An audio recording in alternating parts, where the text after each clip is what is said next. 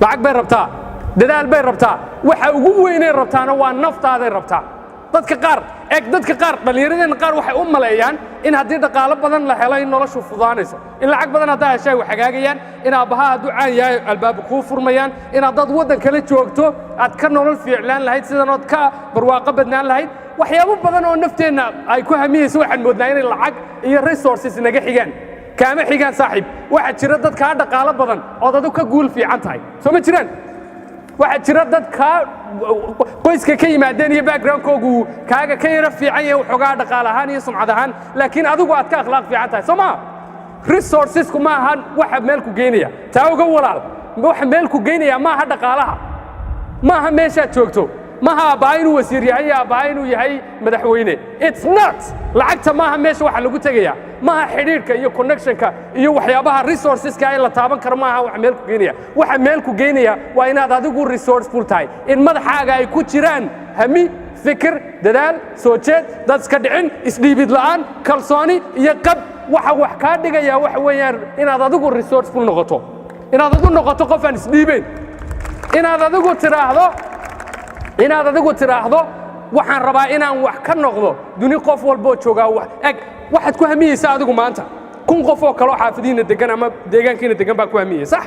it's a fight waa dagaal markaa laakiin kunkiina qof haddaad wada guulaysataan isma dhimayso natiijadu adduunyada waxa yaalla wax ku filan qof kastoo adduunyada jooga ha u malayn haddaad adigu guulaysato inaan anigu fashilmayo inaad adigu guulaysataa kuma xidhna inuu ninkana fashilmo haddaan wada guulaysano ilaahay wuu awoodaa ilaahay waxba kuma yara waxba ku yar haddii adduunyada inta joogto oo dhan ilaahay ay wax kaliya weydiistaan uu waxaa qof walba inta ku filan siiyo ilaahay ma waxba ka beelahaya waxba ka yaraanaya soo nolosha waxa yaalla wax inaga badan inaga qof walba wuxuu ku guulaysan karaa yaalla laakiin aad u mid ila ogow adiga yaanay bartaada ka bixin ilaahay baa adi ballanqaadi noo sameeyey innaga adduunyadoo dhan buu ilaahay ballanqaadi sameeyey dadka ku nool qofkii dadaala soo jeeda ee bixiyo wixii natiijadu rabto wuu helayaa soo ma xitaa wanaag iyo qofku inuu hidaayad iyo maaragtay inuu hanuun helo ilaahay wuxuu ku xidhay inaan dadaalno aad xasuusataan aayadda والذين جاهدوا فينا idinkaa iga yaqaano quraanka waa idinkaa dareerinaya waxaad ogaataa wax walba inuu price leeyahay waxa kalood ogaataa oo meelaad ku qorataa ha u malayn qofka kaa resource fiican qofka kaa ila dhaqaalo fiican iyo qofka kaa yara hayn fiicani inuu kaa horeeyo ha aaminin waxa kaa horeeya ka kaa maskax fiican waxa kaa horeeya ka kaa hamiga fiican waxa kaa horeeya ka kaa dadaalka fiican waxa kaa horeeya ka kaa mayalka adag waxa kaa horeeya ka kaa akhlaaqda fiican waxa kaa horeeya ka kaa akhriska badan waxa kaa horeeya ka kaa hanka sareeya waxa kaa horeeya ka maskaxdiisa ay ku jirto wuxuu rabo inuu noqdaa ay u caddahay meesha u socdo taasaa kaa horeysa aamin in resourceful aan noqotaa wax lagu noqdaa inaad adigu laabtaada ay ku jiraan waxyaabaha wax lagu noqdaa lagaa rabaa lagaama rabo inaad wax walba haysato si eega waxbaan idiin sheegaya tusaale yaroo fudud baan idiin sheegaya anigu markaan soo bilaabayay shaqadaan hadda haysto wallaahi summa wallaahi qof ima aaminin xitaa faamiligay ku dar hooyaday aabahay xitaa ima aaminin because waxaan bilaabayay ka shaqaynayay een islahaa bilow wuxuu ahaa wax khiyaaliya wax dadku maadu haysteen buu ahaa qof baa intuu mikrofon qaato shaqo ka dhigani qofna ma aaminsanayn qof walba wuxuu odhanayay maxamed waad soo waalanaysaa qof walba wuxuu igu odhan jiray hadda caadi dad badan oo fanaaniin aan aragno mikrofon haysta ma fanaan baa rabtaa maya ma raba inaan noqdo oo ma waxaad noqotaa sheekh weyn baa rabtaa inaan noqoto maya ma raba inaan noqdo macallin baa rabtaa inaan noqoto maya ma raba inaan noqdo ma suugaanyahan baa rabtaa inaan noqoto maya ma raba inaan noqdo oo waxaan raadinaysaa muxuu ah markaa may mikrofonkaasu maan rabaa codkaa igu jiraan malaynayaa inuu dadka rajo u abuuri karo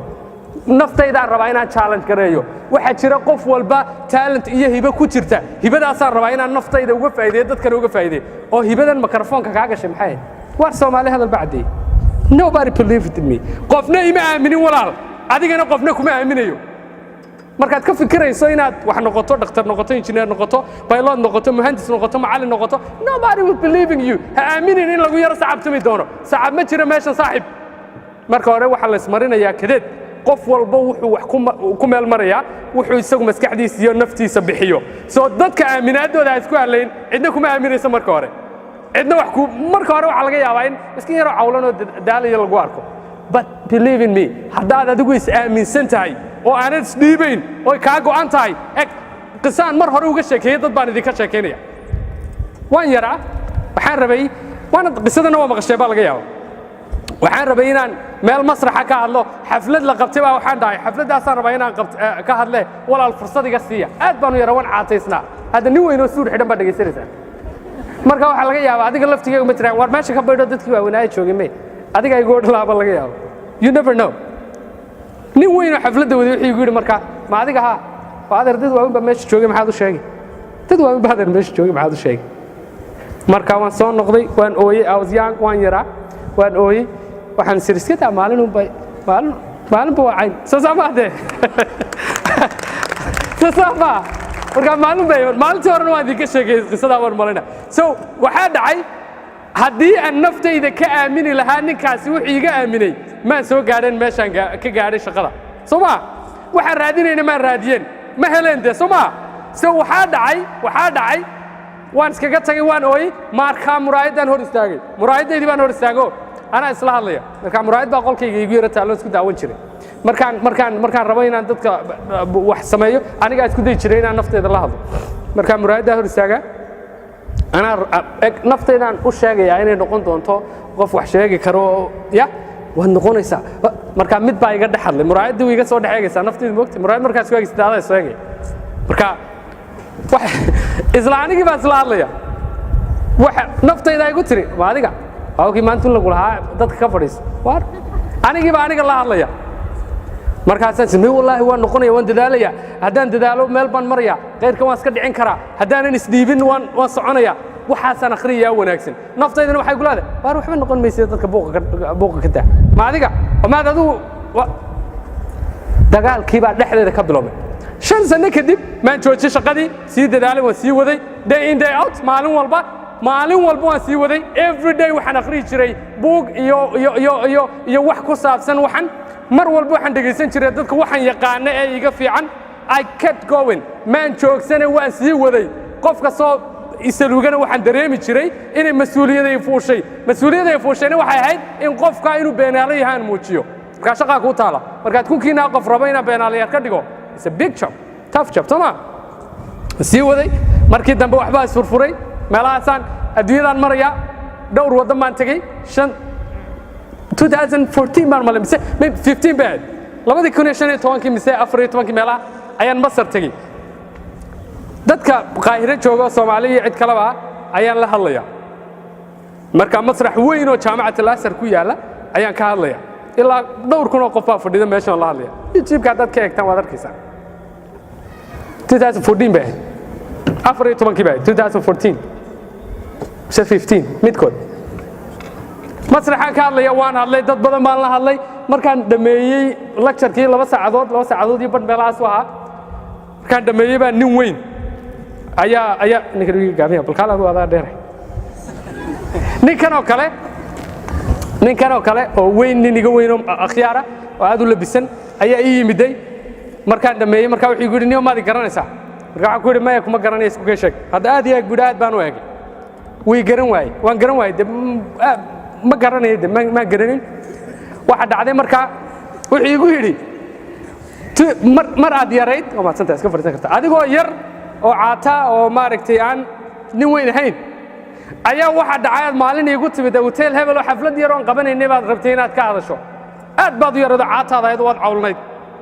duruuf badan baa kaa muuqatay dad waaweyn oo sharaf lehna meesha way fadhiyeenoo waxaan kugu idhi meeshan dad waaweyn baa fadhiya ee kama hadli kartid maanta laakiin markaan maqlay inaad halkan ka hadlayso 2 saacadood baan gaadhi u soo watay si aan kuu dhagaysta adiga shaqadaad waday meel baad ka maraysaa fiicanee waq ninkaasi ogaada ninkaasi inuu maskaxdiisa bedelo aanu kama mas-uulahayn isagaa ka mas-uulaha laakiin haddii maalinta 5 sano ka hor bay ahayd maalinta wuxuu yidhi 5 years before 5 sannadood ka hor adoo yaro cataadii timid oo xafladaan wadwaday baan rabtay inaan ka hadasho waan kuu diiday maantana 3 saacadood baan gaadhi u soo watay si aan kuu dhagaysta adiga ka ogow walaal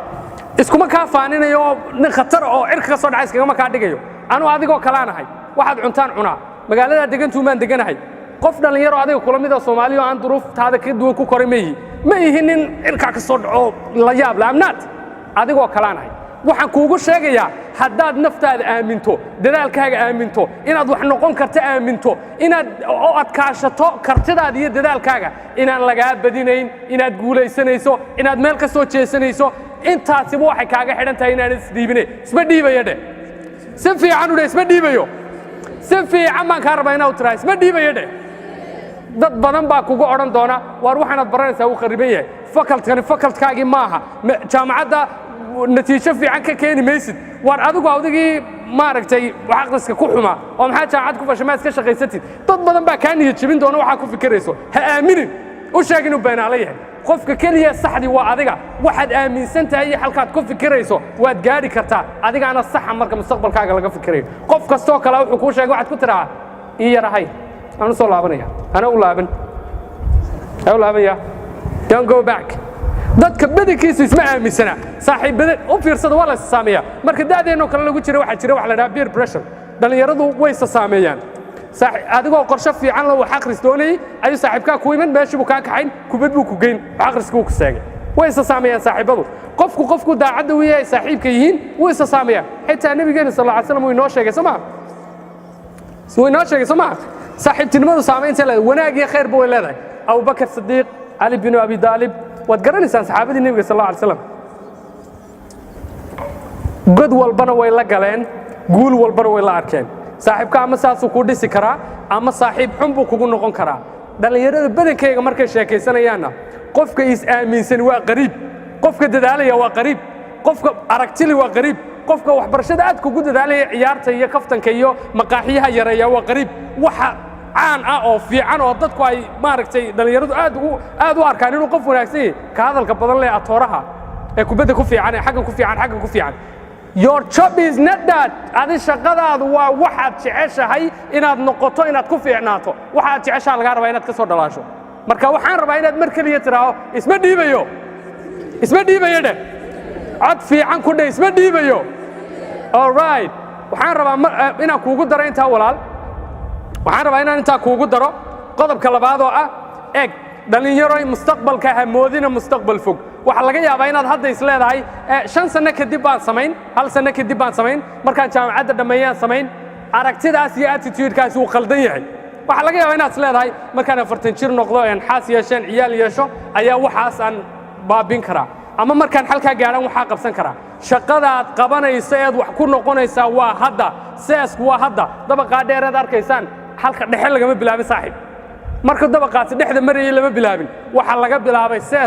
seesku waa hadda halkaad joogto hadda dadaal hadda dhexda iska xidh hadda wax akhriso hadda maskaxdaada fur hadda ogow oo qeexo meeshaad garanayso hadda guntiga dhiisha iskaga dhig haddaa lagaa rabaa inaad aaminto inay tahay shaqadaad qabanaysay hadda inaad qabato wish anu waxyaabahan hadda isweydiiya hadda nin weyn ay moodinaya amjas yaag idinku baad la mid ahay haddaan laakiin 10 sano dib u noqon lahaa waxaan garanayaa waxaan soo seegay waxaasaan qaban lahaa laakiin ma calacalayo haddana laftigeyga shaqadaan ku noqon karo 20 sano kadib waxaan noqon karo haddaan go'aaminaya adigu waxaad noqonaysaa 4 sano kadib haddaad go'aaminaysaa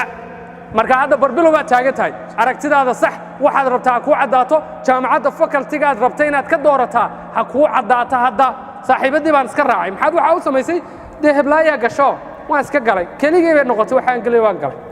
maxaa u gashay kooxdaydii oo dhan baa facultigaa gasho waa faculty shidan waan galayaa it doesn't work like that waraa nolosha eeg ogow nolosha qof kastaa wuxuu haystaa dariiqiisa radioogii la dhegaysan jiray ma garanaysaana idaacadda laga dhegaysan jiray soo ma garanaysaan